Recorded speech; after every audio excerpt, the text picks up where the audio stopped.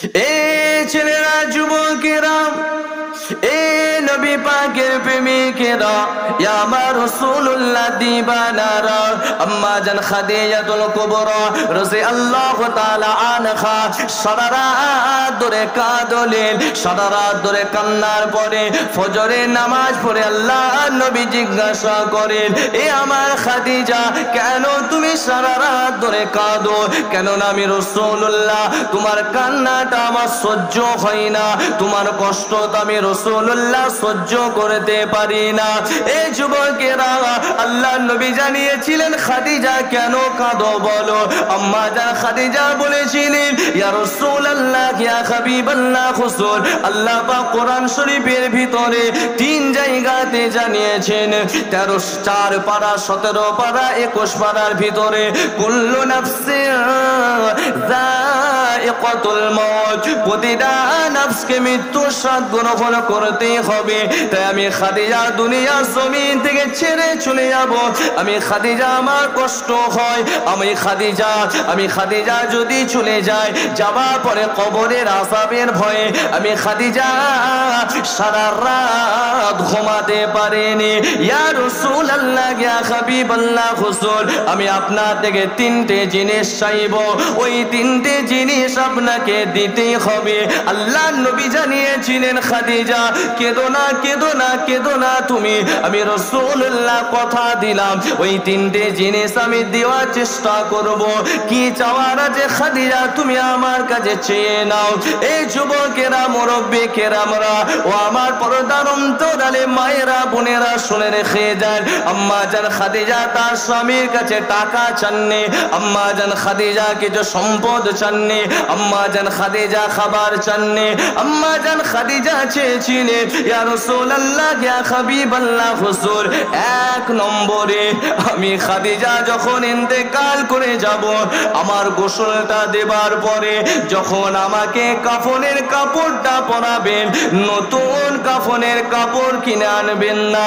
আমি খাদিজা আপনার পরিধান করা জুব্বা মুবারকটা আমি খাদিজা আমার আপনি কাফনের কাপড় বানিয়ে দেবেন।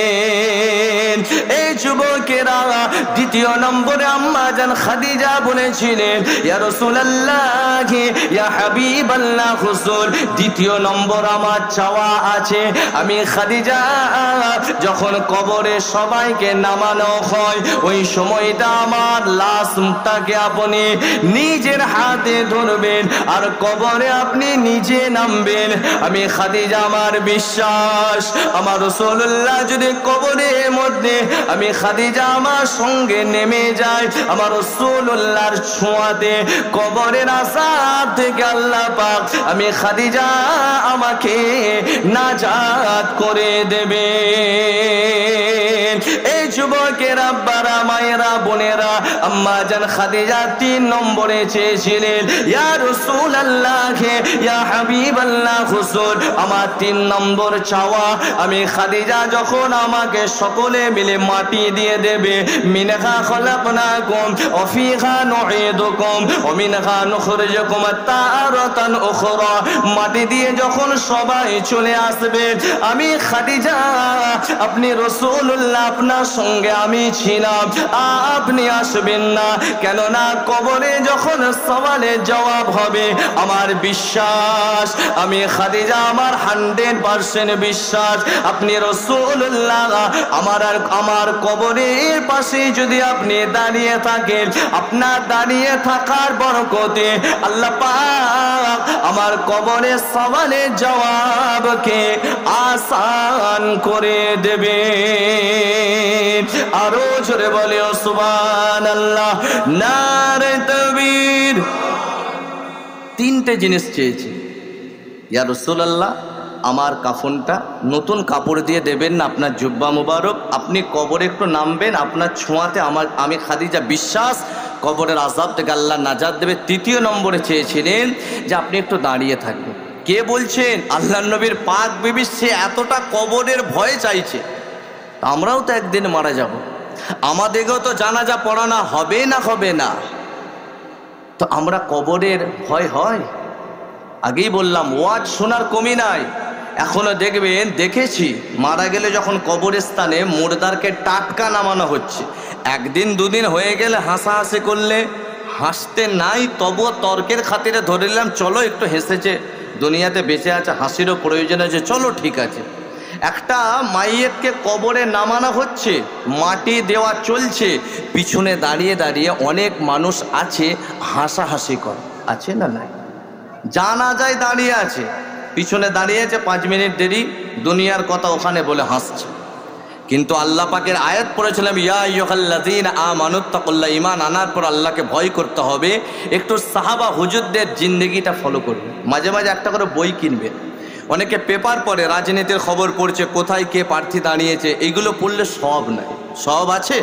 আপনি দুনিয়ার জানকারির জন্য পড়েন। মাঝে মাঝে আবার দেখবেন রাতের বেলায় দরজা বন্ধ করে নিজের সব যত রকমের দলিল দালায়েল আছে একটু চোখে চশমা দিয়ে ভালো করে খতিয়ানটা দেখে। কিন্তু একদিন এমন একটা দিন আসবে, ওই দলিলের কাগজ আলমারিতে রয়ে যাবে, আপনাকে টেনে নিয়ে বার করে নেবে। কথা ঠিক নেবে? আমি হুজুর, আমাকেও টেনে নিয়ে যাবে, কেউ বাঁচবে না। তো সেই দিনের কথা একটু মাঝে মাঝে চিন্তা করে একটা করে বই কিনবেন, হায়াতুস সাহাবা। কি বললাম? হায়াতুস সাহাবা, সাহাবা হুজুরদের জীবনী। একটা কিনে যদি বাড়িতে রাখেন, একটা একটা করে, হযরতে বেলাল রাদিয়াল্লাহু তাআলা আনহু, হযরত ওসমান গনি রাদিয়াল্লাহু তাআলা আনহু, হযরত আবু বকর সিদ্দিক রাদিয়াল্লাহু তাআলা আনহু, ফুরফুরা শরীফে যান, একটা বই কিনবেন, একটা একটা করে সাহাবা হুজুরের জীবনী পড়বেন। আমার বিশ্বাস অটোমেটিক আপনার মাইন্ড কনভার্ট হবে, অটোমেটিক আপনি চেঞ্জ হয়ে যাবেন সাহাবা হুজুরদের জীবনীগুলো পড়তে পড়তে। যে আবু বকর সিদ্দিক কী ছিল, কত সম্পদ ছিল, আমরা যে সম্পদের জন্য কবরের ভয় থেকে দূরে সরে আছি, আবু বকর সিদ্দিকও অনেক ধনী ছিলেন। ইসলামের জন্য সব দিতে দিতে দিতে দিতে পরনে 2-1টা জামা রেখে হুজুর সব দিয়ে দিয়েছিলেন। জোরে বলেন সুবহান। তাহলে আমাদের দরকার আছেন, শুধু ওয়াজের মাহফিলে 1-2 ঘন্টায় শিখবেন। আমি একটু ইশারা দিয়ে যাচ্ছি, শুধু এখানে বসে শিখবেন। একটা করে বই থাকলে একটু মহাব্বত জাগে, প্রতিদিন 1 পৃষ্ঠা 1/2 পৃষ্ঠা একটুখানি পড়ে কলমে দাগ দিয়ে রেখে দিলে একটু পড়ার অভ্যাস করবেন। আল্লাহ যেন তৌফিক দান করেন, সকলেই পড়েন আল্লাহুম্মা আমিন। আমরা কবরস্থানে পাশ গিয়ে গেলে হাসি। কিতাবে আছে ইসলাম জাহানের 3য় খলিফা হযরত উসমান যুন্নুরাইন রাদিয়াল্লাহু তাআলা আনহু। বলেন তো হযরত উসমানে গনিকে যুন্নুরাইন কেন বলা হয়? যেন আবু বকর সিদ্দিক রাদিয়াল্লাহু তাআলা আনহু, উমর ফারুক রাদিয়াল্লাহু তাআলা আনহু, শের খুদা আলী রাদিয়াল্লাহু তাআলা আনহু। কিন্তু উসমান গনি রাদিয়াল্লাহু তাআলা আনহু বলে আবার একটা লকব আছে উসমান যুন্নুরাইন। কেন বলতে পারবেন? আমার রাসূলুল্লাহ 2টো মেয়েকে আমার নবী পাক বিবাহ দিয়েছিলেন, উসমান গনির সঙ্গে। একটা দিয়েছিলেন উনি পর্দা নেওয়ার পরে, আর একটা মেয়েকে বিবাহ দিয়েছিলেন। আমার রাসূলুল্লাহ বলেছিলেন প্রয়োজনীয় যদি আরও লাগতো আমি রাসূলুল্লাহ আমার উসমানের জন্য আমি আরও মেয়ে দিয়ে দিতাম। 2টো রাসূলুল্লাহর মেয়েকে বিবাহ করেছিল বলে ওই জন্য বলা হয় উসমান যুন্নুরাইন। জোরে বলেন সুবহানাল্লাহ। তো সে উসমানে গনি কবরের পাশ দিয়ে যখন যেতেন এত কাঁদতেন, কিতাবে এসেছে দাড়িটা ভিজে গিয়ে জুব্বা মুবারক ভিজে যেত। কেন? কবরের পাশ দিয়ে গেলে কবরের আযাবের ভয়ে। আর আমরা আজকে একটা মাইয়েত হয়ে গেলে জানাজায় দাঁড়িয়ে আজও এত ওয়াজ শোনার পরে 100-র মধ্যে 90% মুসলমান জানাজায় দোয়াই পড়ে না, আছে না নাই? সবাইয়ের কথা বলছি না, সবাই বলে তো মিথ্যা হয়ে যাবে, ডাহা বসে মিথ্যা বলা যাবে? বেশি পার্সেন্টেজ মুসলমান আজও পড়ে না। ওয়াজ শোনার কমি নাই, ওয়াজ অনেক শুনছে, যে চুপচাপ দাঁড়িয়ে আছে। সেই ছোটবেলায় আব্বার হাত ধরে জানাজায় যেত, এখন বয়স হয়েছে, কত জানাজা পড়েছে, একটা দোয়াও পড়ছেন, আছে না নাই?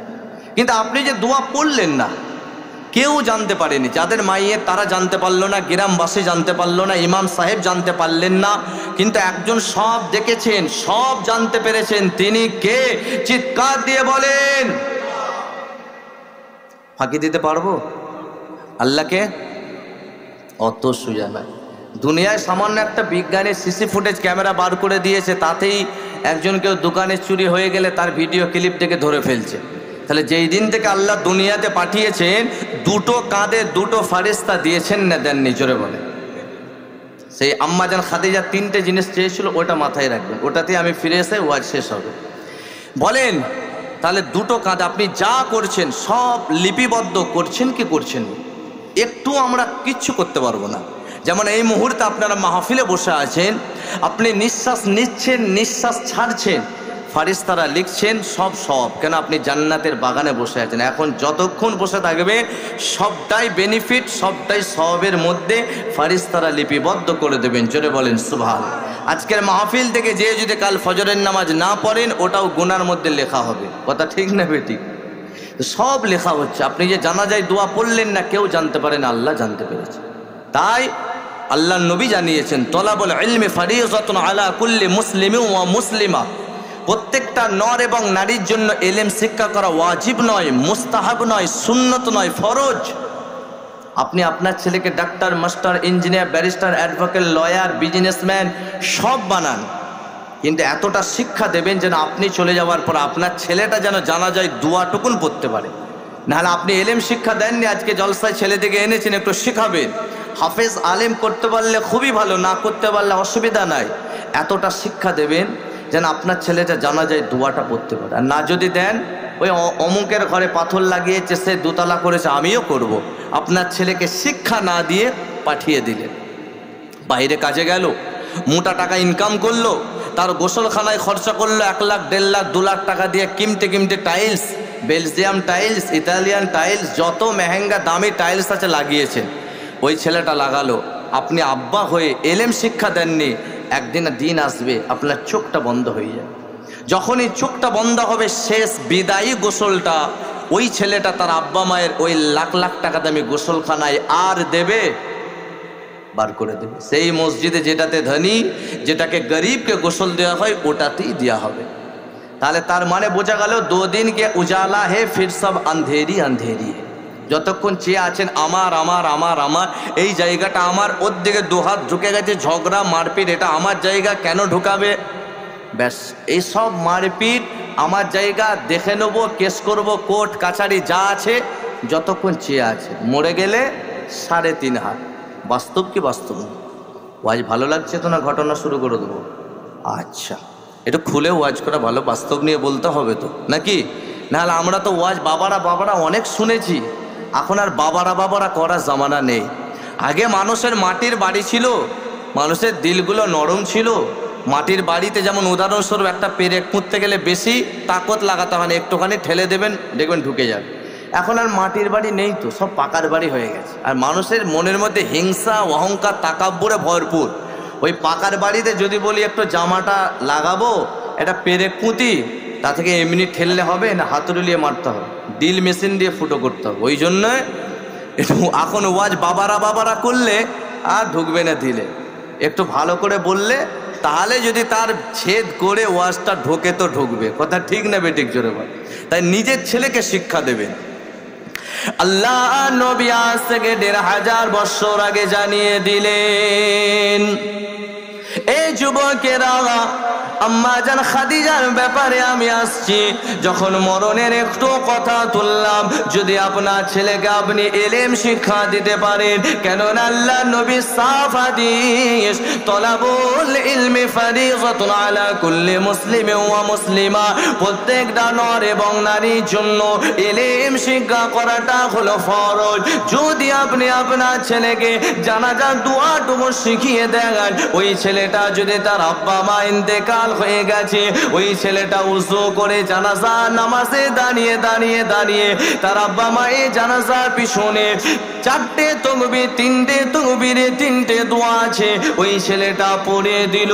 আমাদের যে 4 ইমাম আছে, ইমামে আযম আবু হানিফা, ইমামে শাফি, ইমামে মালিক, ইমামে আহমদ ইবনে হাম্বল, ইমামে মালিক হুজুর জানিয়েছেন, কোন ছেলে যদি তার আব্বা মায়ের জানাজার পিছনে দাঁড়িয়ে দোয়াগুলো পড়ে দেয়, তার আব্বা মায়ের জীবনে ছোট ছোট গুনাহগুলোকে আল্লাহ পাক মাফ করে দেবে। এই যুবকেরা, তরুণেরা, যখন তার আব্বা মায়ের জানাজার লাশটাকে নিয়ে কবরে নামিয়ে দেওয়া হবে, মিনহা খলাকনাকুম ওয়া ফিহা নুঈদুকুম ওয়া মিনহা নুখরিজুকুম তারাতান উখরা বলে গ্রামবাসীরা যখন মাটি দিয়ে চলে আসবে, আপনি ছেলে হয়ে আসবেন না, একটুখানি দাঁড়িয়ে যাবেন, কেননা সওয়াল ও জবাব হবে। একটু দাঁড়িয়ে যে ফাতিহা শরীফ, ইখলাস শরীফ, দরুদ শরীফ পড়ে আপনার আব্বা মায়ের জন্য আল্লাহর দরবারে দোয়া চাইবেন। ও রব্বি আল্লাহ পাক, আমার মাকে কবরে শুইয়ে দিলাম, আমার আব্বাকে শুইয়ে দিলাম, আর মা আব্বা বলে ডাকলে সাড়া দেবেন না, সবাই মাটি দিয়ে চলে গেছে। আল্লাহ পাক যতটুকু আম্মা জান আব্বা জান শিখিয়েছিলেন ওই দরুদ শরীফ ফাতিহা শরীফ ইখলাস শরীফ পড়ে আপনার দরবারে দুখানা গুনাহ মাখা হাত তুলেছি। আল্লাহ আল্লাহ পাক আপনি আব্বা মায়ের কবরের সওয়ালের জবাবকে সহজ করে দেন। ও মুরব্বি কেরামরা, কথাটা বলে যাচ্ছি, যদি মিলিয়ে নিতে পারেন, আপনার ছেলে যদি দাঁড়িয়ে এতটুকু কাজ করতে পারে, ওই আব্বা মায়ের কবরের সওয়ালের জবাবকে ছেলে দাঁড়িয়ে দোয়া করার ওসিলায় আল্লাহ পাক সহজ করে দেবেন। আমাদেরকে আনলে 50-50। মৌলানাকে ভাড়া করে এনেছেন, মৌলানাকে আনতে হবে। মৌলানা হাদিস ও কোরআন শরীফের আল্লাহ এলেম জ্ঞান দিয়েছে, উনি বলবেন। কিন্তু নবী বলেছেন কবরে ওই যে দোয়া 50-50। আমরা আলেমরা এসেছি 50-50, কিন্তু ছেলে যদি দোয়া করে তার আব্বা মায়ের জন্য নামাজের মুসল্লায়, কেন আপনার আব্বা মরেছে, মা মরেছে, আমার হৃদয় থেকে যতটা হৃদয় ফেটে কান্না আসবে তার থেকেও বেশি একজন ছেলে তার আব্বা মায়ের জন্য বেশি কান্নাটা আসবে না? আসবে না? আসবে না? আসবে না? তো ছেলে যদি দোয়া চাই, নবী বলেছেন ছেলের দোয়াকে আলেমের থেকেও আল্লাহ পাক আগে কবুল করবেন। জোরে বলেন সুবহান। ছেলেকে তো শিক্ষাগুলো দিয়ে যেতে হবে। কোচি, আমি মরে যাচ্ছি বাপ, আমি ইন্তেকাল হয়ে যাওয়ার পরে একটু নামাজের পার্টিতে 3 বার কুল আল্লাহ পড়ে দোয়া করিস। কিতাবে আসেন, নবী বলেছেন जो शख्स उसका अब्बा अम्मा के लिए नमाज के मुसल्ला में 3 बार सूरा इखलास पढ़ के अल्लाह के दरबार में दुआ करेगा, अल्लाह ने एक ख़त्म कुरान पढ़ने का सवाब, उसका अजर उसका अब्बा अम्मा के कब्र में अल्लाह में दे देगा। যদি আপনি আপনার ছেলেকে শেখান, ছেলেটা শুধু নামাজে মুসল্লায় বসে 3 বার কুল আল্লাহ পর আল্লাহ আমার আব্বা মায়ের কবরে একটু কোরআনের সবটা দিয়ে দেয়, আর কোরআনের সব আল্লাহ পাক তার আব্বা মায়ের কবরে দিয়ে, কবরে আযাব হলে আল্লাহ পাক ক্ষণেকের জন্য আযাবটা মাফ করে দেবেন। জোরে বলেন সুবহানাল্লাহ। কারণ কবরের আযাব বারহাক সত্য, কথা ঠিক না বেটি? সেই কবরে যেতেই হবে, আমরা যাই করি। আসার সিরিয়াল আছে, যাবার কোনো সিরিয়াল নাই। এসেছি মায়ের পেটে, যাবো যে মা মরবে, দাদি মরবে, আব্বা মরবে, দাদু মরবে, নানা নানি মরবে, তারপরে যাব, এমন কোনো সিস্টেম আছে? 80 বছরের বুড়ি মা আমার রয়ে যাবে, 18 বছর, 20 বছর, 30 বছর, 40 বছরের যুবক ছেলেটা মায়ের কোলে চলে যায়। পৃথিবী এই চিত্র আমরা দেখি না? দেখি না? তাই নবী একবার কবরের পাশ দিয়ে যাচ্ছেন, আল্লাহর নবী যেতে যেতে 2টো খেজুর ডাল আনলেন। খেজুর ডাল যে আমরা কবরে দিই না? দিই। অনেক তো মৌলানা বড় বড় লেকচার মারে, খেজুর ডাল দেওয়া যাবে না, বেদাত বেদাত করে আর সব মরে গেল। সব বলছে এখন সহি হাদিস দিয়ে ওয়াজ করেছে। আরে ভাই, যদি সহি হয় তো এত আযাব হচ্ছে কেন? কই যখন আমাদের আল্লাহর ওলিরা থাকতেন, তারা থাকতে এত আযাব হয়নি। তা তোমরা যে সহি যদি বলি এখন সবটা সহি, যা মৌলানারা ভুল করছে, আলে সুন্নাতুল সব বেদাত, তাহলে আযাবটা বন্ধ করে দেখাও না। যদি দেখিয়ে দাও আমিও তোমাকে শায়েখ বলে মেনে নেব। তবে হ্যাঁ, সেই পীরকে মানি যেই পীর মুজাদ্দিদ জামান আমির শরিয়াত, তিনারা যখন থাকতেন দোয়া করতেন। একবার ব্রহ্মপুত্র নদী আসামের জমিনে, ওনার কিতাবে পড়েছিলাম, আর কয়েকদিন আগে ফেসবুকে চলে আসলো। তো ওখানের মানুষ বলছে একবার এই নদীটা ভেঙে মানে নদীটা পার খেয়ে গ্রামে পানি ঢুকে যাচ্ছে। তো দাদা হুজুর পীর কিবলা রহমাতুল্লাহ আসামের জমিনে জলসা করতে গেছে। যাওয়ার পরে এলাকার মানুষরা ডাকলে, আপনি পীর সাহেব, তো হুজুর আপনি একটু দোয়া করেন না, নাহলে আমরা সব ডুবে যাব। দাদা হুজুর পীর কিবলা লাঠিটা নিয়ে শুধু একটা দাগ দিয়েছিল। খোদার কসম বলছি, আপনার যদি মনে হয় গ্যাজাখড়ি গল্প, আপনি হিস্ট্রি পড়বে, ওখানে যে মিলিয়ে নিতে পারে, ওখানের মানুষের সঙ্গে কথা বলে লাঠিটা দিয়ে দিয়েছিল। আজও বলছে যে মুজাদ্দিদ জামান লাঠিটা দিয়েছিলেন, ওই লাঠি থেকে আর পানি এই দিকে আজও আসেনি, আমরা শান্তিতে বসবাস করছি। জোরে বলেন। এইটা একজন হাক্কানি আলেম, আল্লাহর ওলি বলে তো এত বড় পাওয়ার আল্লাহ দান করেছেন, কথা ঠিক নেবে? ঠিক জোরে বলেন। তো যাই হোক, এগুলো চলছে বলে জাস্ট টাচ দিয়ে দেন। আকেল মানকেলে ইশারা করবে, ওয়াজ শুনবেন, মোবাইলে আসলেই ইউটিউব থেকে ইসলাম নেবেন না, ইউটিউব থেকে ফাইনাল ইসলাম নেবেন না, ফেসে যাবে। ইউটিউবে এমন এমন ইসরাইল আলেমকে কিনে লেগেছে না, কোরআন হাদিসের এমন দলিল দেবে, আপনি ভাববেন ওই বড় আলেম, তাফসির করছে। সেই যে তাফসিরের নামে অপব্যাখ্যা করেছে, আপনি কি করে জানবেন? আরে তফসির তার থেকে শুনবো যে আমার নবী পাককে হায়াতুন নবী মানবে, যে নবীকে নূরের নবী মানবে, শাফাআতুন নবী মানবে, আল্লাহর ওলি দিকে মানবে, তার থেকে তফসির নেবো। কথা ঠিক না বেটি? যার মধ্যে হায়াতুন নবীর আকীদা নেই, শাফাআতুন নবীর আকীদা নেই, ওলি আউলিয়া পীর মানা যাবে না বলে, নূরের নবী মানে না, তোমার তফসির তোমার পেটাকে রাখো। অনেক তফসির আমরা পড়ে নিয়েছি। কথা ঠিক না বেটিক? জোরে বল। তাই একটু ইশারা দিলাম, একটু ভালো করে আহলে সুন্নাতুল জামা আকীদার আলেম হলে তার ওয়ার্ড শুনবেন, নবী পেয়ে যাবেন। যে নবী পেয়ে যাবে সে আল্লাহ পেয়ে যাবে, যে আল্লাহ পেয়ে গেল আল্লাহর দয়ার জান্নাত পেয়ে যাবে। জোরে বলেন সুবহানাল্লাহ। আর অন্য শুনতে যাবেন, নবী থেকে দূরে সরবেন না। সব ঠিক আছে, এই দোয়া পড়লে এত আমল, এই নামাজ পড়বে এত নম্বর হাদিস, এত নম্বর এত নম্বর ব্যাখ্যা দিয়ে বলবেন না নবী নূরের নয়, আমরা আর নবী এক না, নবী হায়াতুন নবী না, আমরা মরে গেছি উনিও গেছে। নবী শাফাত করতে পারবেন, আল্লাহ যাকে জান্নাত দিবে তে পারে। এই নবী থেকে দূরে সরালে আপনার আমল যদি নবী না চিনতে পারেন সবটাই বেকার। কারণ ইয়াজিদও নামাজ পড়েছিল আর ইমামে হুসাইন হুজুরও নামাজ পড়েছিল, দুজনের আজান ছিল, নামাজ ছিল, কিন্তু ইয়াজিদের নামাজ গেল না, ইমাম হুসাইন হুজুরের নামাজ কেন গেল? কেন ইমাম হুসাইনের দলে নবী ছিল আর ইয়াজিদের দলে নবীর নিষেধ করা জিনিস গান বাজনা নারী ভোগ সব ওরা বলেছিল জায়েজ, ওই জন্য ইয়াজিদকে কাফের বলা হয়। ইমাম হুসাইনের দল হলো আহলে সুন্নাতুল জামাতের হক দল। জোরে বলেন সুবহানাল্লাহ। তো নবী আমার কবরের পাশ দিয়ে যাচ্ছেন, দুটো খেজুর ডাল পুঁততে বললেন। এর মধ্যে শিক্ষা আছে, বুখারী শরীফের হাদিস। হযরতে শের খুদা আলী রাদিয়াল্লাহু তাআলা আনহু দুটো খেজুর ডাল আনলেন, আল্লাহ নবী দুটো কবরে পুঁতে দিলেন। তো হযরত আলী হুজুর জিজ্ঞাসা করছে, ইয়া রাসূলুল্লাহ হাবিবাল্লাহ, আপনি দুটো খেজুর ডাল দুটো কবরে কেন পুঁতলেন? বলছে দু রকম গুনার কারণে আযাব হচ্ছে, দু রকম গুনার কারণে। একটা হলো যে এই পিশাবের ছিটা থেকে বাঁচত না, মানে সবসময় নাপাক থাকতো। অনেকে আছে পিশাব করার তরিকা জানে না, পিশাব করতে গেলে মাথার টুপিটা খুলে নিল, এটা কিন্তু সুন্নত নয়। সুন্নত হলে পেচ্ছাবখানে যখন ঢুকবেন মাথাতে টুপি দিয়েই ঢুকতে হবে, হাঁটুর নিচে কাপড় থাকবে, মাথায় টুপি বা একটা গামছা বা একটা কিছু থাকবে, তো ওটা মাথায় দিয়ে আপনাকে ঢুকতে হবে আর দোয়া পড়তে হবে, আল্লাহুম্মা ইন্নী আউযু বিকা মিনাল খুবসি ওয়াল খাবাইস। বাম পা দিয়ে ঢুকবেন আর বার হবেন ডান পা দিয়ে, গুফরানাকা আলহামদুলিল্লাহিল্লাযী আযহাবা আন্নিল আযা ওয়া আফানি। এতটুকুন কাজ নবীর সুন্নত অনুযায়ী করলে ওই পেচ্ছাব করাটাও আল্লাহ ইবাদতের মধ্যে শামিল করে দেবে। জোরে বলে। আর আমাদের এমন ড্রেস, এমন ইউনিফর্ম ছেলেরা পরে, যুবক ভাইরা বিশেষ করে, যে বসেও পেচ্ছাব করতে পারবে না, বসেও পারবে না।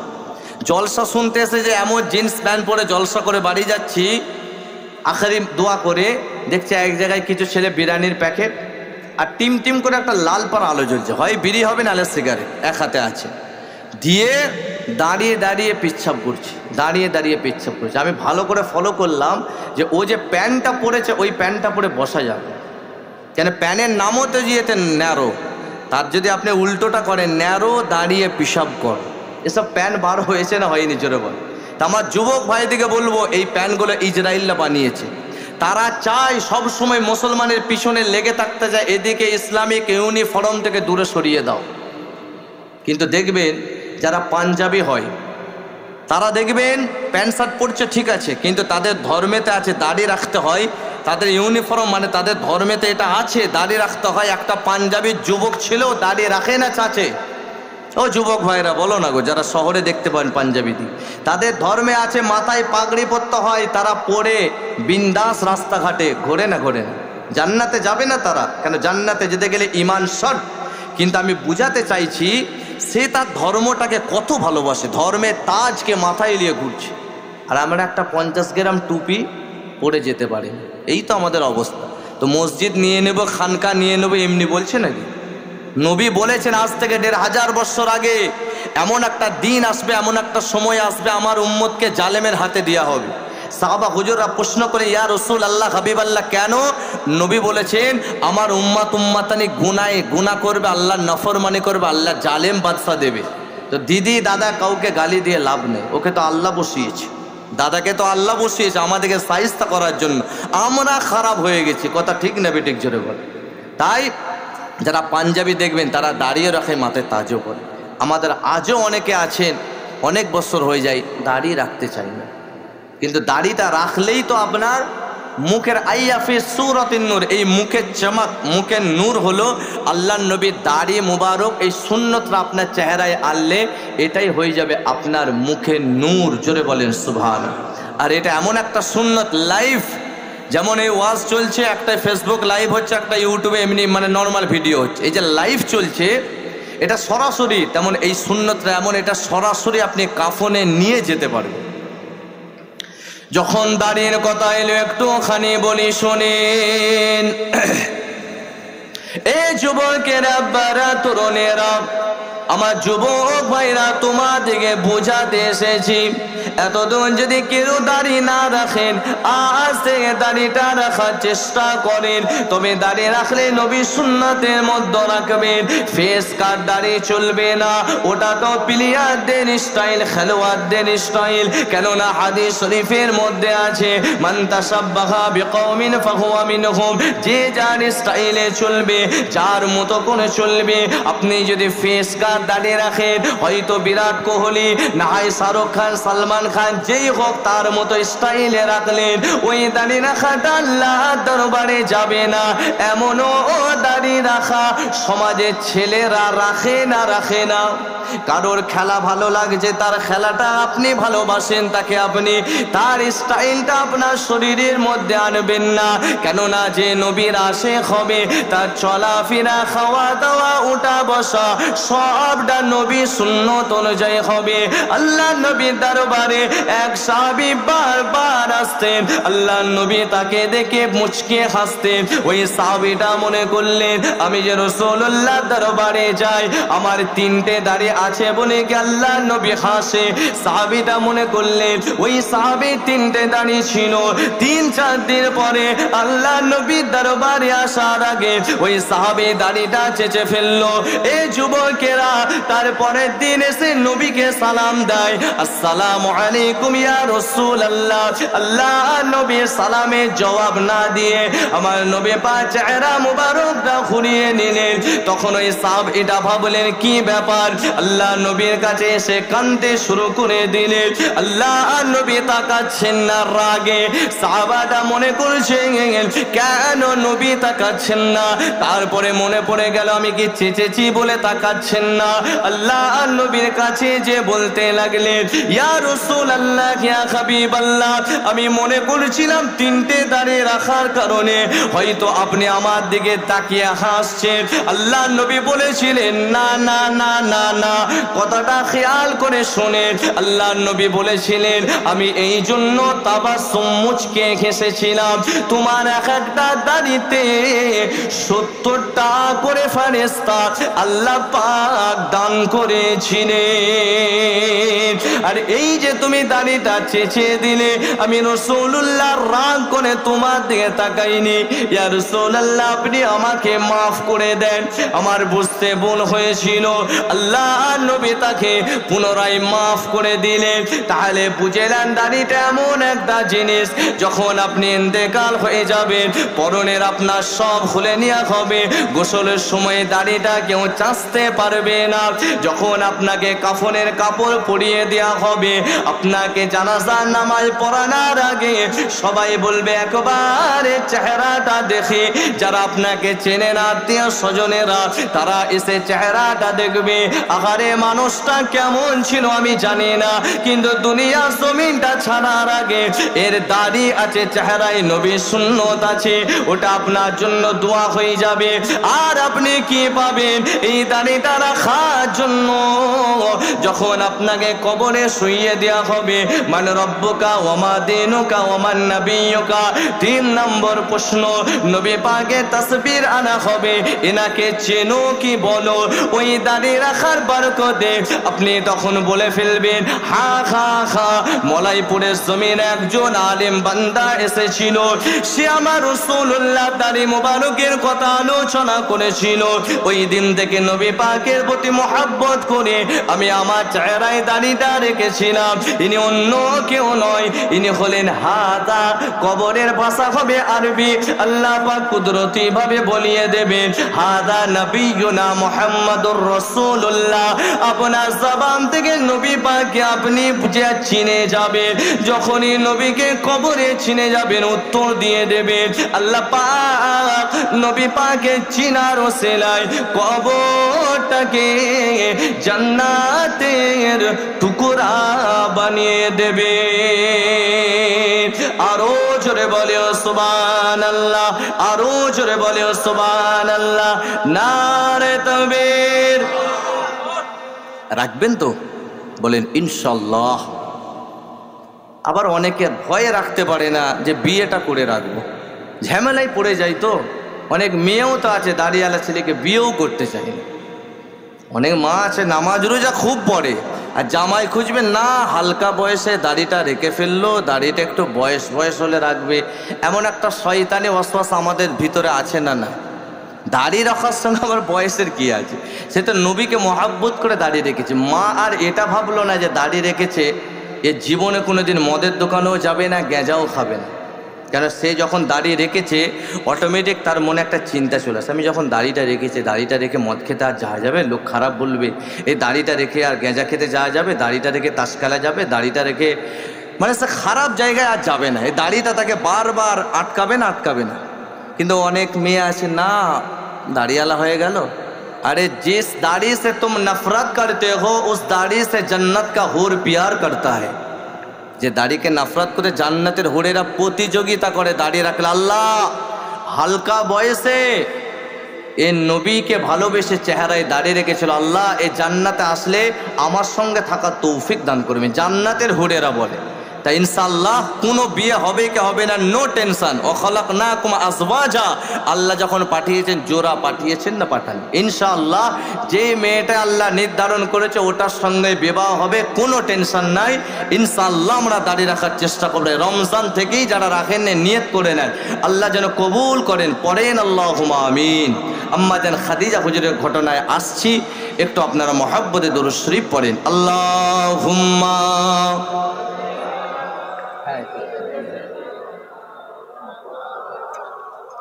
ওয়ালা আলি সাইয়্যিদিনা আল্লাহুম্মা সাল্লি আলা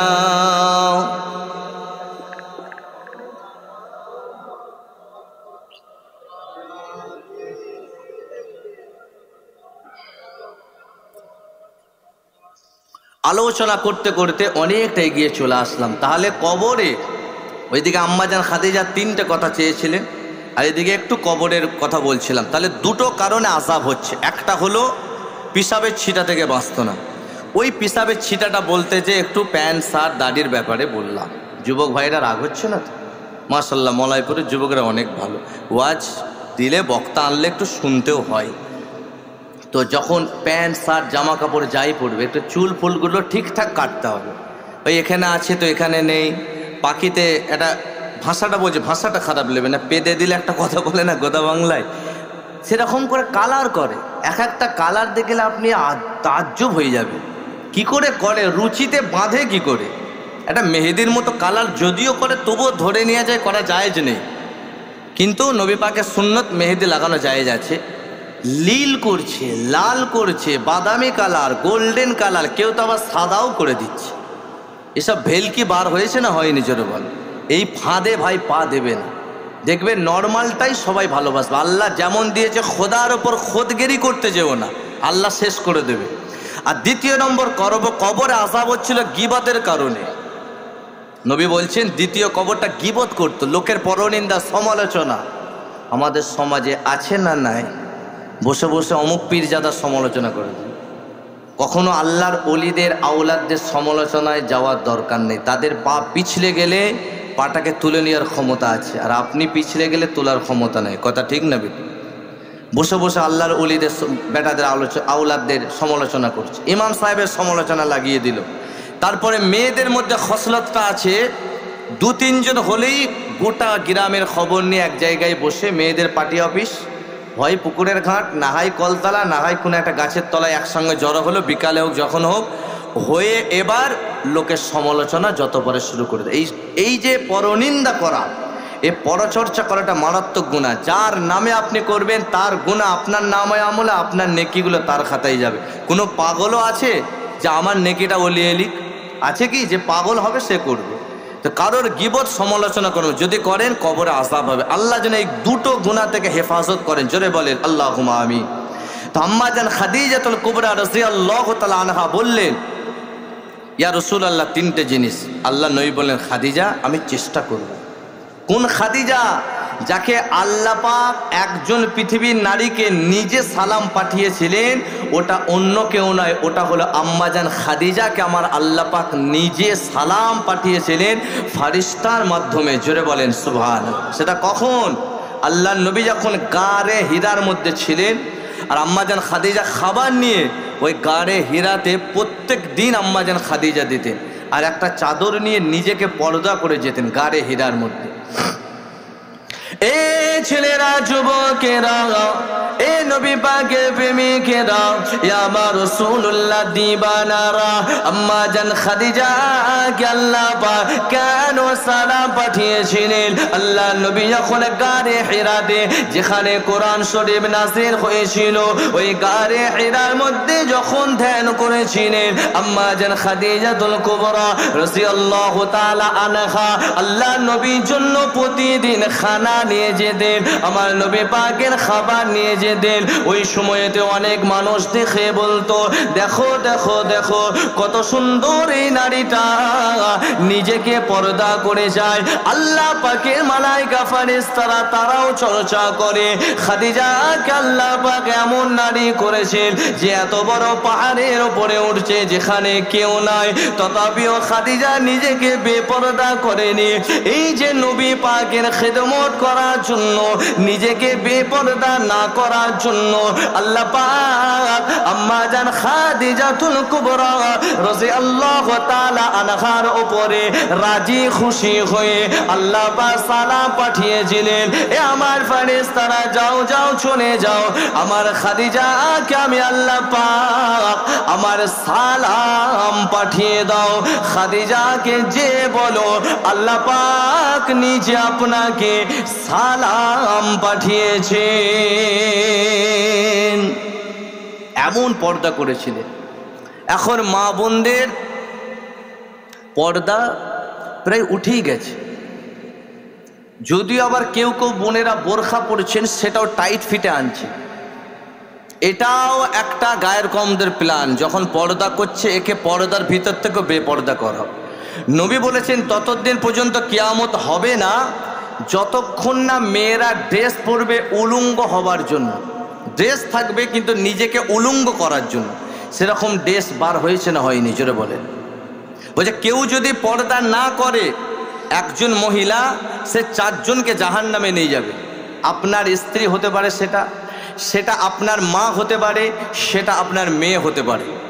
যদি পর্দা না করে উপযুক্ত বয়স হবার পরেও 4 জন মানুষকে সে জাহান্নামে নিয়ে যাবে। একজন, প্রথম নম্বর, ওই মেয়েটার যদি আব্বা থাকে, তার আব্বার উচিত নিজের মেয়েকে বলা, মা তোমার বয়স হয়েছে, তুমি নিজেকে পর্দা করো। দ্বিতীয় নম্বর, ওই মেয়েটার যদি বিবাহ হয়ে থাকে তার স্বামী, আর তৃতীয় স্বামীর উচিত স্ত্রীকে পর্দা করানো। আর 3 নম্বর, ওই মেয়েটার যদি পেটের উপযুক্ত সন্তান থাকে, সে যদি উপযুক্ত বয়স হয়, তার উচিত মাকে পর্দা করানো, নাহলে মা যাচ্ছে। আর 4র্থ নম্বর, ওই মেয়েটার যদি বড় ভাই থাকে, নাহলে মা যাচ্ছে লোনের টাকা আনতে, বেপর্দা হয়। এই লোন টোন আমাদের ঢুকেছে না ঢুকেনি? ঢুকেছে। মলাইপুরে ঢুকেনি। মলাইপুরে আল্লাহ করে সব এক একটা ওলি মানুষ। তো এই লোনের ব্যাপারেও হাদিস শরীফে এসেছে, নবী বলেছেন এমন একটা আখেরি জামানায় দিন আসবে। সত্যিকারের নবীর হাদিসগুলো মিলান। বিফোর 1500 ইয়ার্স, 1500 বছর আগে বলেছেন। কি নবী ছিলেন, কি ভবিষ্যৎবাণী ছিল।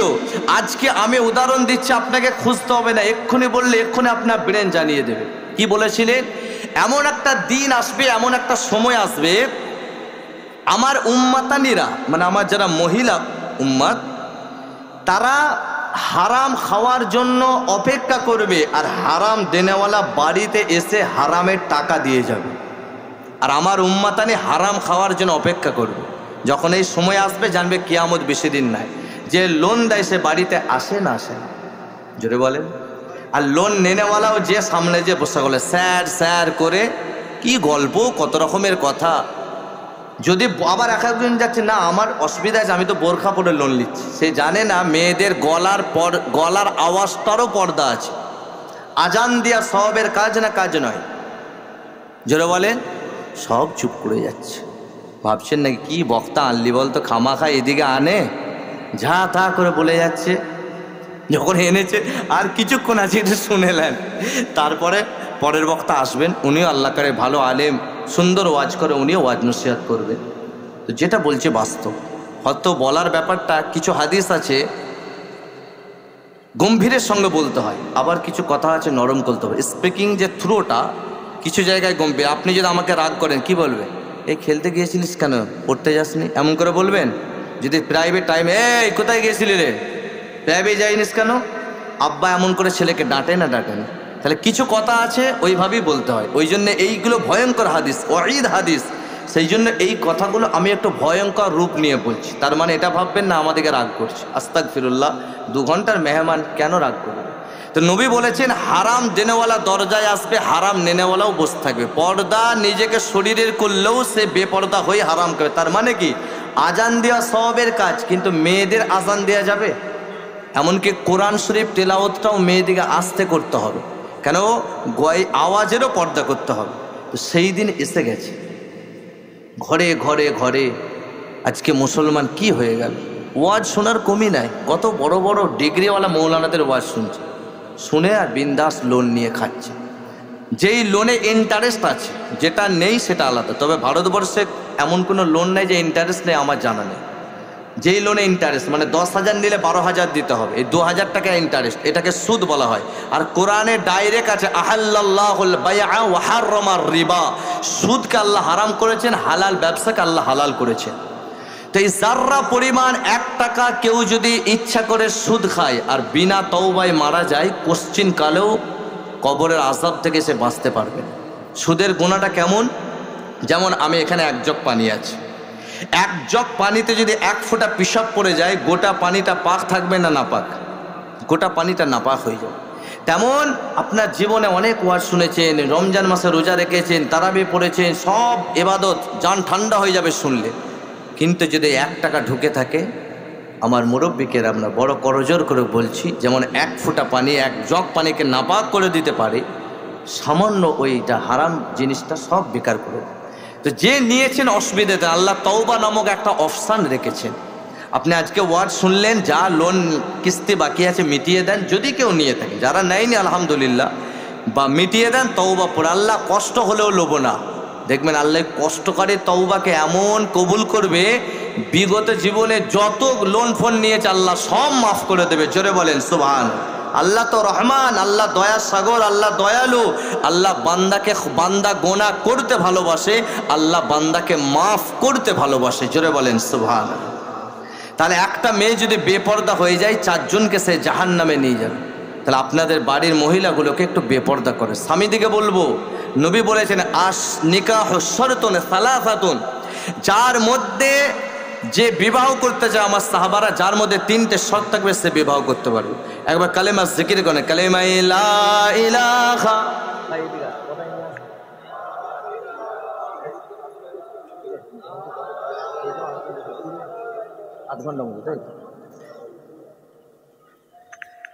যাই হোক, কারণ আল্লাহ নবী জানিয়েছেন যে যে বিবাহ করতে চাও, যারা করেছেন তারাও শুনবেন, আর যারা যুবক ভাইরা করেনি তারাও শুনেন, যার মধ্যে 3টে শর্ত থাকবে আমার সাহাবারা, সে বিবাহ করতে পারবে। কটা শর্ত বললাম?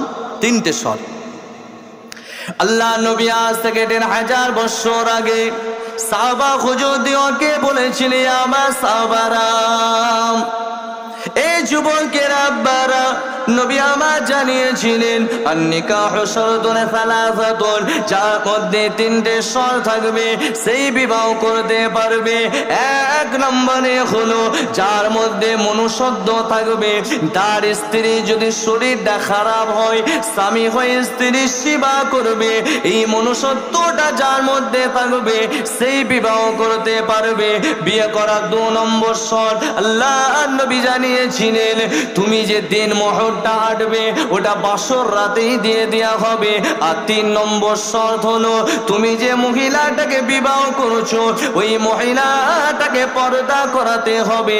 যেমন আমরা গরু ছাগল পুষি, আমার নবী পাক জানিয়েছিলেন গরু ছাগলের মতো স্ত্রীটাকে রাখবে না, কেননা গরু ছাগল পুষলে তাকে শুধু ভরণ পোষণ দিলে হয় না, তাকে রাখার জন্য গলায় একটা দড়ির দরকার পড়ে। তেমন আপনার স্ত্রীটাকে বিবাহ করবে, ওই স্ত্রীটাকে পর্দা করার হুকুমটা দিয়ে দেবেন। 1 নম্বর এই মনুষ্যত্বটা রাখবে। অনেকে বিবাহ করে স্ত্রীকে মারছে, লাত ঝাঁটা, স্ত্রীর উপর জুলুম করে, এমন জালেম স্বামীও অনেক আছে। জুলুম করবেন না, ওটা আল্লাহর বান্দি, ওটাকে বিবাহ করেছেন ঠিক আছে, ও আমার আল্লাহ পাকের বান্দি, নবীর উম্মাতানি, জুলুম করবে না। আর অনেক স্ত্রীকেও বলবো স্বামীর সেবা করবে।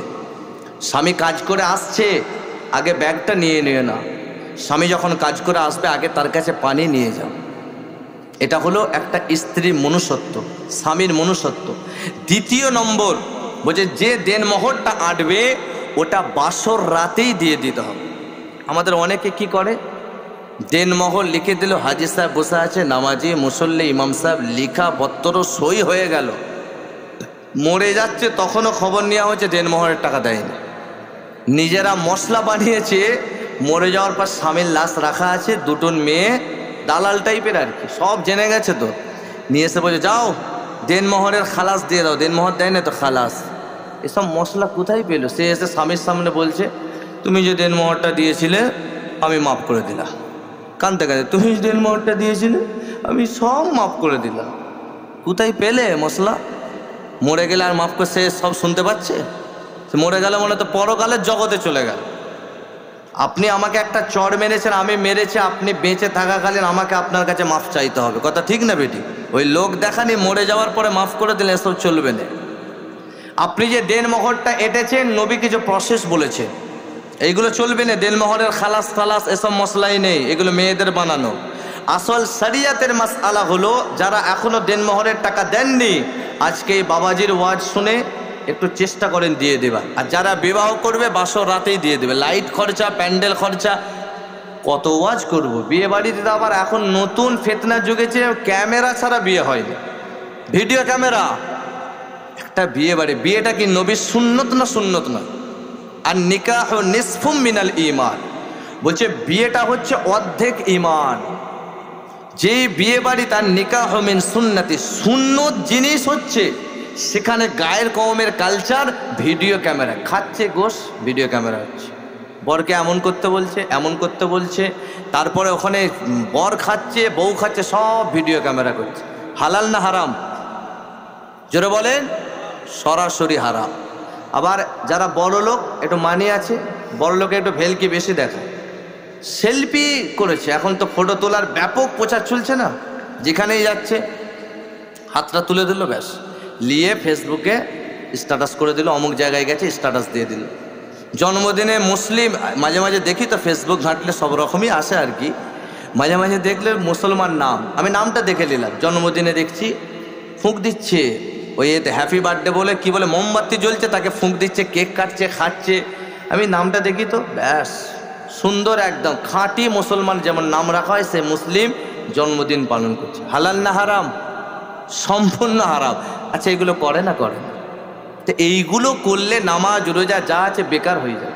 ওই সেলফি জোন, মানে খাবে, ফটো তুলবে, ফেসবুকে দেবে। আস্তাগফিরুল্লাহ।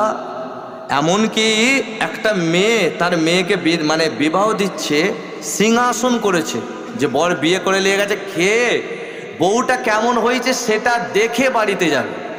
বউটা কি সরকারি? সেটা খারাপ নেবেন না, কেন পুষিয়ে রেখেছে?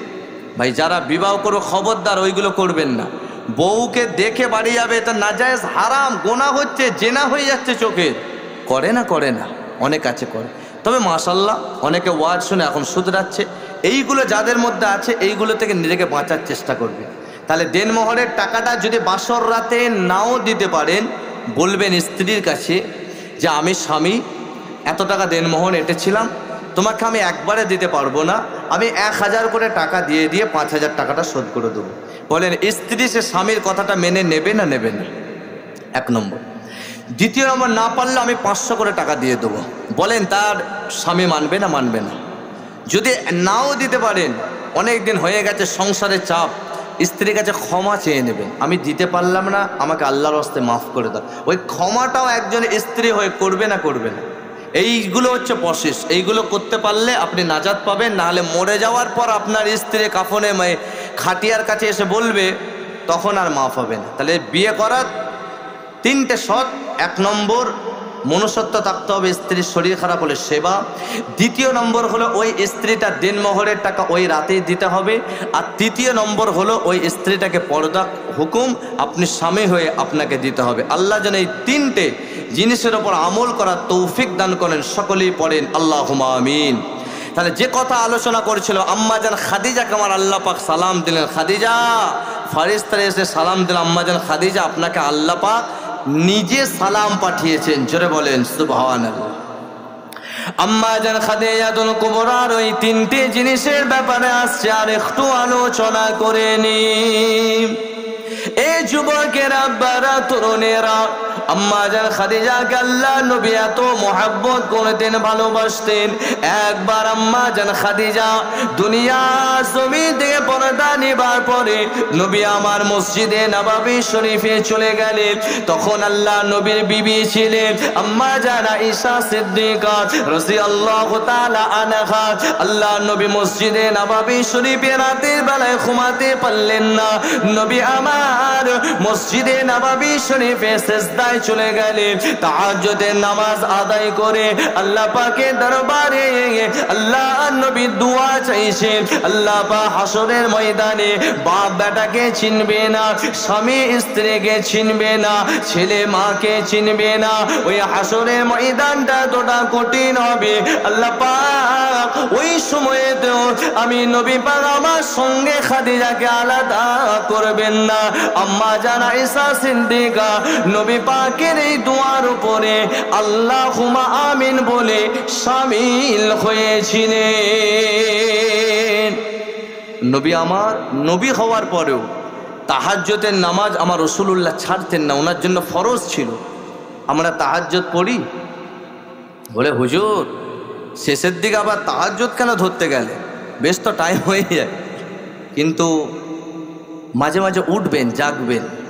আপনার ছেলে যদি ডাক্তার বলে এমার্জেন্সি অপারেশন করতে হবে, আপনার ডিপ্রেশনে টেনশনে ঘুম আসবে না যে এমার্জেন্সি অপারেশন আছে।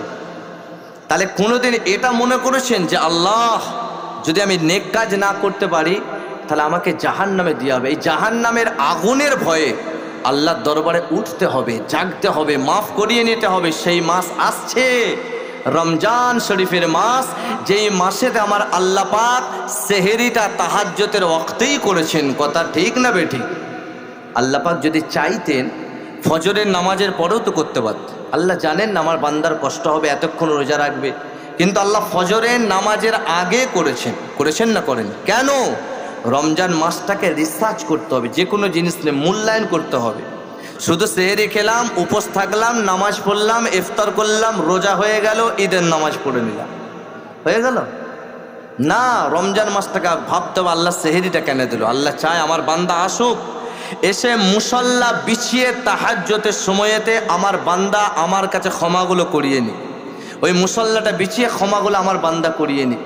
যখন আল্লাহর বান্দা ওই তাহাজ্জুদের ওয়াক্তের সময় আল্লাহর দরবারে দোয়া চায়, এমনও গুনাহ আছে আপনি যেটা করেছেন গ্রামের মানুষ জানলে ঘৃণা করবে, আছে না নাই? এমনও গুনাহ অনেকে, কিন্তু সেই গুনাহটা আমার আল্লাহ পাক জানেন কি জানেন না? তা আল্লাহর দরবারে বলবে। যখন সবাই পাড়ার ঘরের দরজা বন্ধ করে ঘুমিয়ে যায়, কখন কার রহমতের দরজা খোলা থাকে চিৎকার দিয়ে বলেন? আল্লাহ রহমতের দরজা খোলা থাকে। মিশকাত শরীফ হাদিসের মধ্যে এসেছে, আপনি মাফ চাইতে চাইতে চাইতে যদি 2 ফোঁটা চোখের পানি ফেলে দেন, আমার আল্লাহ জাহান্নামের আগুনকে হারাম করে দিয়ে 2 ফোঁটা চোখের অশ্রুর বিনিময়ে আমার আল্লাহ জান্নাতটা হালাল করে দেবেন। জোরে বলেন সুবহানাল্লাহ। তাহাজ্জুদ পড়লে আল্লাহর ওলি হওয়া যায়। মুজাদ্দিদে জামান দাদা হুজুর পীর কেবলা, 5 হুজুর কেবলা, যত আল্লাহর ওলি, বড় পীর আব্দুল কাদের জিলানী, খাজা গরিবে নওয়াজ, সবাই রাতের অন্ধকারে কেঁদে কেঁদে আল্লাহর ওলি হয়েছে। 21, 22, 23 ইসালে সওয়াব আপনার সকলে জানতো? মহাব্বত করেন তো দাদা হুজুরকে? আরে আমরা এমন মুজাদ্দিদে জামান পেয়েছি আর কাউকে লাগবে না, যিনি আমার রসুল পাকে রওজা শরীফে 1 রাত থাকার ইজাজত পেয়েছিলেন। জোরে বলেন সুবহানাল্লাহ। যে সওয়ানে উমরি বলে একটা কিতাব আছে, যেখানে আব্দুল মাহবুদ হুজুর বলছেন, কে দাদা হুজুর?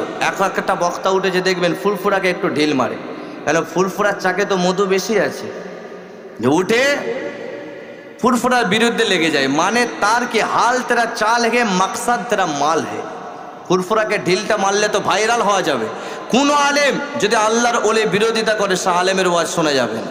সে ভালো কথা বলছে শুনুন, আল্লাহর ওলিদের বিরোধিতা করতে না, কারণ নামাজে ওলিকে সালাম আছে। নবীকে সালাম দিন, আসসালামু আলাইকা আইয়ুহান নবী ওয়া রাহমাতুল্লাহি ওয়া বারাকাতুহু, তারপরে সালামটাকে আসসালামু আলাইনা ওয়া আলা ইবাদিল্লাহিস সালিহিন। যে মানে না, আল্লাহ বলে চল তুই মানিস আর নাই মানিস, আমার মাহবুব বান্দা ওলি বান্দাকে আগে নামাজের ভিতরে সালাম দে। বলে অথেন্টিক দলিলটা ঠিক দিলাম না ভুল? হুজুর কোথায় লেখা আছে? আরে সালিহিন মানে কি? নেক বান্দা। নেকটা কি? তফসির খুলতে হবে। তফসির ইবনে কাসাব বাংলা বই পাবেন না, চটি বই পাবেন না। তফসির ইবনে কাসাব, তফসিরে জালালাইন শরীফ, তফসিরে মারিফুল কোরআন, এই তফসির খুললে ওখানেই পাওয়া যাবে যত আল্লাহর ওলিরা আছে তাদেরকেই বলা হয় সালিহিন, তাদেরকেও আল্লাহ নামাজে সালাম দিতে বলেছেন। জোরে বলেন সুবহানাল্লাহ। বক্তা চলে আসবে, দাদা হুজুরটা কে একটু জেনে নেন।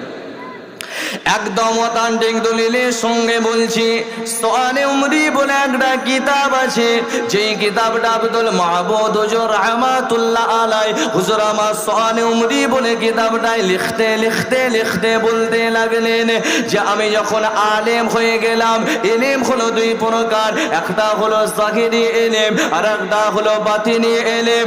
এই যুবকেরা, জাহিরি ইলমটা মাদ্রাসায় শিক্ষা করে পাওয়া যায়, বাতিনি ইলমটা আল্লাহ পাকের হাক্কানি ওলিদের দরবারে যেতে হয়। আব্দুল মাহবুদ হুজুর বলতে লাগলেন আমি আলেম হওয়ার পরে হাক্কানি ওলি সন্ধান করলাম, করতে করতে করতে করতে আমি রাতের বেলায় স্বপ্নের মধ্যে দেখতে পেয়ে গেলাম যে দাদা হুজুরের তখন বয়স ছোট, মুজাদ্দিদে জামান ছোট ছেলে, তিনি বসে আছে ফুরফুরার যে 8 চালাটা আছে, ওখানে একটা মেম্বার আছে। ওই মেম্বারে আল্লাহ নবী এসেছেন, তিনি ওয়াজ নসিহত করেছেন। আমি যেমন ওয়াজ করে যে সাধারণ মানুষেরা বসে আছে, ওই মেম্বারে তখন নবী পাক ওয়াজ করেছেন, যেখানে শ্রোতারা বসে আছে, জামানার বড় বড় ওলি গৌস কুতুব আবদালেরা বসে আছে। আল্লাহ নবী নূরের হাতটা ধরে ইশারা করলেন, তখন আমার মুজাদ্দিদে জামানের ডান হাতটা আমার দাদা হুজুরের পীর হযরতে সাসো বেফাতে ওয়ালে ওয়াইসি রাহমাতুল্লাহ আলাই হুজুর আমার দাদা হুজুরের ডান হাতটা ধরলেন, বাম হাতটা ধরেছিলেন। মেদিনীপুরে শুয়ে আছেন হযরতে হাজী মুস্তাফা মাদানী রাহমাতুল্লাহ আলাই আমার দাদা হুজুরকে গুটি গুটি পায়ে নিয়ে গেলেন, আল্লাহ নবীর কদমের কাছে দাঁড় করিয়ে দিলেন। আমার নবী পাক সাল্লাল্লাহু আলাইহি ওয়াসাল্লাম সবুজ পাগড়িটা মাথায় পরিয়ে দিয়ে বলেছিলেন এই ছেলেটাকে আমি বড় জামাতের ইমাম করে দিলাম, যেটাকে কোরআনের ভাষায় বলা হয় হিজবুল্লাহ, হাদিসের ভাষায় বলা হয় আহলে সুন্নাতুল জামাআত। আরো জোরে বলে সুবহানাল্লাহ, নারে তাকবীর। দাদা পীরের হক সিলসিলা, দাদা পীরের হক সিলসিলা, ফুরফুরা শরীফ, মক্কা শরীফ, মদিনা শরীফ, বিনগর শরীফ, ব্যাস এই জন্যই দাদা হুজুরকে মানে, যিনি এপার বাংলা ওপার বাংলা, ত্রিপুরা, মেঘালয়, আসাম, উড়িষ্যা সব জায়গায় উনি কি করেছিলেন, ঘুরে ঘুরে ঘুরে ঘুরে ঘুরে ঘুরে এই ইসলাম নবী রেখে যাওয়া শরিয়তকে জিন্দা করেছিলেন। এই যে মাহফিল হচ্ছে, এর পিছনে ব্যাকগ্রাউন্ডে ইতিহাসে চলে যাবেন কোন আল্লাহর ওলি দাদা হুজুরই তো এই বাগানগুলো সাজিয়ে গিয়েছিলেন, যেখানে আমরা একটু কর্মচারীর কাজ করতে এসেছি। তো যে কথা বলছিলাম, সামনে রমজান শরীফের মাস আসছে, 1 মাস ওই রোজাটাকে মূল্যায়ন করতে শিখবেন। रमज़ान शब्दर आविधानिक अर्थई हलो डिक्शनारीते पावा जाए किसी चीज़ को जला देना और उसको जला के उसका खाक बनाना, फिर उसका खाक बना के हवा में उड़ा देना, इसको कहते हैं रमज़ान।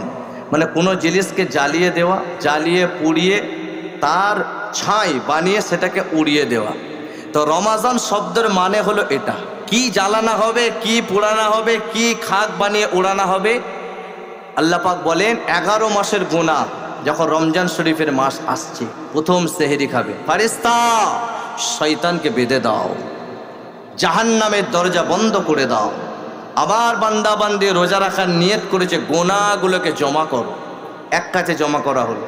যেমন দেখবেন আজকে জলসা হচ্ছে, কাঠ জমা করে রাখা ছিল, আজকে জলসা হবে, ডান হাতের কাজ, জলসা শেষে বিরিয়ানি খাবে, হাত মুছবে, ঘরে যে শুয়ে পড়বে। তো সে রান্না করার জন্য কাঠ আছে, যেমন আল্লাহ বলে সব গোনাগুলোকে জমা করো। আমার বান্দা রোজা রেখেছে, একটা রোজা, দুপুরে খিদে লাগছে, প্রত্যেক দিন খাওয়ার অভ্যাস, আপনি খাচ্ছেন না।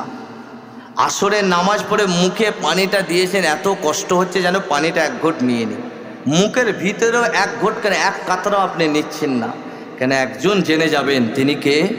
আল্লাহ। এই যে আপনি রেখেছেন, আল্লাহ ফারিস্তাকে বলে, ফারিস্তা দেখো আমার বান্দা পিপাসিত আছে, কিন্তু মুখের ভিতরে বান্দার পানিও আছে, আমি আল্লাহ জেনে যাব, আমি আল্লাহ দেখে ফেলবো। ফারিস্তা আমার বান্দা এক কাতরাও পানিটা ঘিটছে না, ফারিস্তা আমার বান্দার গোনাগুলোকে জ্বালাও। যেমন মায়ের আগেকারে ভাত রান্না করলে জ্বালন দিয়ে করতো, এখন তো গ্যাস এসে গেছে, দেখবেন জ্বালন দিয়ে রান্না করতে করতে করতে করতে জ্বালনটা পুড়লো, ভাত তরকারি হলো। তেমন একটা রোজা গোনাগুলো আল্লাহ ওই খিদে পেটে দেবে, ফারিস্তা দাও, জ্বালাও জ্বালাও, গোনাগুলোকে পোড়াও পোড়াও। একটা রোজা, দুটো রোজা, তিনটে রোজা, 5টা রোজা, 10টা রোজা, 15টা রোজা, 20টা রোজা, 25টা রোজা, 30টা রোজা, ফারিস্তা সব পুড়িয়ে দাও, গুনাহগুলোকে পুড়িয়ে দাও, চলো একে খাক বানাও, ছাই বানিয়ে উড়িয়ে দাও। আমি আল্লাহ আমার বান্দা বান্দিকে আপডেট জিন্দেগি দিলাম, বেগুনা মাসুম করে দিলাম, 1 মাস রমজানের রোজা রাখার বরকতে। জোরে বলেন সুবহানাল্লাহ। আর রোজাদারদের জন্য আল্লাহ স্পেশাল 2টো খুশি রেখেছে। রোজা আসছে বলে একটু বলে দিচ্ছি। 2টো খুশির আগে আর একটা কথা বলি, এ রমজান শরীফের মাস হলো কোরআনের মাস।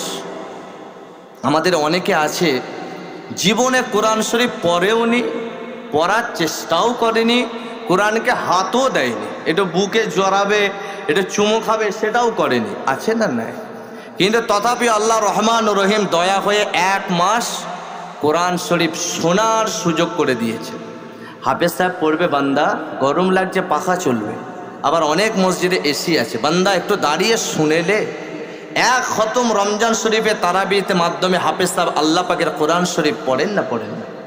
ওই কোরআন শরীফটা আপনি শুধু দাঁড়িয়ে দাঁড়িয়ে শুনবেন, কাজ অল্প করে দেন, শুনে 1 খতম যখন হয়ে যাবে, হাসরের ময়দানে যদি নামটা জাহান্নামের খাতায় লেখাও হয়ে যায়, আমার আল্লাহ পাক কোরআনকে জবান দেবে। কোরআন শরীফের আল্লাহ মলাইপুরে অমুক পাড়াতে একটা জলসা হয়েছিল, আমি কোরআন আমার কথা আপনার আলেম বান্দা জিকির করেছিল, আমি কোরআন ওই মাহফিলে বসে আমার প্রতি ভালোবাসা জেগেছিল, মোহাব্বত করেছিল, আল্লাহ এনাকে আপনি জাহান্নামে দেবেন না। আল্লাহ পাক সেই কোরআন শরীফের কথা শুনে জাহান্নামের খাতা থেকে নামটা কেটে দিয়ে আমার আল্লাহ দয়ার জান্নাতি বলে ঘোষণা করে দেবেন। জোরে বলেন সুবহানাল্লাহ। রোজাদারদের জন্য 2টো খুশি, একটা হলো হাসরের ময়দানে আল্লাহ নামাজ, হজ, যাকাত এর পুরস্কারটা ফারিস্তার মাধ্যমে দেবে, আর রোজার পুরস্কারটা আসসাউমু লি ওয়া আনা আজজিবি, আল্লাহ পাক নিজে কুদরতি হাতে দান করবেন। জোরে বলেন সুবহানাল্লাহ। রোজাদারদের জন্য 2য় খুশি, যখন আল্লাহ পাকের বান্দা বান্দি ইফতারকে সামনে নিয়ে বসে যায়, ও মুরাব্বি কেরামরা, আমাদের একটা বদ অভ্যাস আছে, খারাপ অভ্যাস আছে, ওটাকে একটু পাল্টে নেবেন, চেঞ্জ করে নেবেন। আজকে জলসার মাহফিল আল্লাহ পাক আমাকে বলাচ্ছে, বলছি শোনেন। আমাদের অনেকে আছে দাতুল করে 1 ঘন্টা ধরে, কিন্তু ইফতারকে সামনে রেখে 2-3 মিনিট আগে যে ইফতারের সামনে চুপ করে বসে থাকে, যখন মাগরিবের আযান দেয় তখন সে ইফতার করে, আল্লাহ পাকের দরবারে দোয়া চায়, খাই না ইফতারকে সামনে রেখে, আছে না নাই জোরে বলেন। তো ইফতারকে সামনে রেখে একটুখানি আল্লাহর দরবারে 10-15 মিনিট আগে দরুদ শরীফ পড়ে দোয়া চাইবেন। আল্লাহ আমি ইফতারকে সামনে রেখে আপনার দরবারে দোয়া, যেই দোয়াটাই চাইবেন আল্লাহ ফারিস্তাকে বলে, এ আমার ফারিস্তারা দেখো দেখো দেখো আমার বান্দা বান্দির সামনে সব আছে, ফল আছে, ফ্রুট আছে, আপেল আছে, বেদানা আছে, নাশপাতি আছে, কিন্তু আমি আল্লাহ পাক যতক্ষণ মাগরিবের আযান দিচ্ছে একটাও এ ফল ফ্রুট খাই না। যেই দোয়াটাই চাইবে আমি আল্লাহ পাক ফারিস্তাকে বলবেন, ওই দোয়াটাই আমি আল্লাহ পাক খালি পেটের দোয়াকে কবুল করে নেব। তাহলে রমজান শরীফের মাসে ইফতারকে সামনে রেখে দোয়া চাইবেন, এটাও নবীর সুন্নাত। চাইবেন তো? বলেন ইনশাআল্লাহ। তাহলে আম্মা জান খাদিজাতুল কুবরা 3টে কথা বলেছিলেন, মনে আছে? 1 নম্বর, ইয়া রাসূলুল্লাহ আমি খাদিজা যখন চলে যাব আমার কাফনের কাপড়টা আপনার জুব্বা মুবারক দিয়ে দেবেন। আল্লাহ নবী তাই দিয়েছিলেন। ইয়া রাসূলুল্লাহ 2 নম্বর, যখন আমি কবরে আমাকে শোয়ানো হবে আপনি একটু নামবেন। আমার নবী পাক নেমেছিলেন। 3 নম্বর, ইয়া রাসূলুল্লাহ হাবিবাল্লাহ আপনি একটু দাঁড়িয়ে থাকবেন। সাহাবা হুজুররা এসে, নবী আসছেন না, সাহাবা হুজুররা বলছেন নবী তো এমন কোনোদিন করেন না, আজকে আসছেন না কেন? খানিকক্ষণ পরে নবী আসলেন। সাহাবা হুজুররা বলে, ইয়া রাসূলুল্লাহ আপনি ছিলেন কেন? আল্লাহ নবী বলেছিলেন আমার খাদিজা ছিল। আর যখন রাসূলুল্লাহ দাঁড়িয়েছিল আল্লাহ ফারিস্তাকে বলে, ফারিস্তা যাও, যেই দিন আমার খাদিজা নবীকে বলেছিল আমার হাবিবুল্লাহকে 3টে জিনিস আপনি দেবেন, ওই দিনেতে আমি আল্লাহ আমার খাদিজার জন্য এই 3টে জিনিসই, তার 3টে আবেদনে আমি আল্লাহ পাক কবুল করে রেখেছিলাম। জোরে বলেন সুবহানাল্লাহ, নারে তাকবীর। সকলে একবার মুহাব্বতে দরুদ শরীফ পড়েন। আল্লাহুম্মা চা দাও ওয়ালা প্রথমে একটু পানি দাও। बातिल ने जब जब बदले है तहबर, आया है तब तब मेरी सुबह पर। সকলে পড়েন নারায়ে তাকবীর, আল্লাহু আকবার, নারায়ে তাকবীর। ভাইজান এসছে, সকলে একটু তাকবীর দেন। নারায়ে তাকবীর, নারায়ে তাকবীর। জনাব হযরত মৌলানা জান্নাতুল ফতেহ ভাইজান, জনাব হযরত মৌলানা জান্নাতুল ফতেহ ভাইজান, নারে তাকবীর। ভাইজান আসেন, নাকটা একটু বলেন। আচ্ছা ঠিক, সকলে তাকবীর দেন। নারায়ে তাকবীর। বলতে বললে বলে একটু রেস্ট দেবেন না নাকি? प्यारे नबी ने जीना सिखाया, बाखुदा इंसान हमको बनाया। प्यारे नबी ने जीना सिखाया, बाखुदा इंसान हमको बनाया। पहनाया पहनाया अखलाक ईमान का जेवर। সকলে পড়েন নারায়ে তাকবীর, আল্লাহু আকবার, নারায়ে তাকবীর, আল্লাহু আকবার, নারায়ে তাকবীর। खुद भी जियो जीने दो सभी को, ईजा ना पहुँचाओ खुद से किसी को। खुद भी जियो जीने दो सभी को, ईजा ना पहुँचाओ खुद से किसी को। इस्लाम का एक ही, इस्लाम का एक ही दर से मुनव्वर। नाराए तकबीर, अल्लाहु अकबर, नाराए तकबीर, अल्लाहु अकबर, नाराए तकबीर। सिद्दीक़ फारूक उस्मान हैदर, अस्हाब अजवाज सब्बीर सवर। सिद्दीक़ फारूक उस्मान हैदर, अस्हाब अजवाज सब्बीर सवर। इन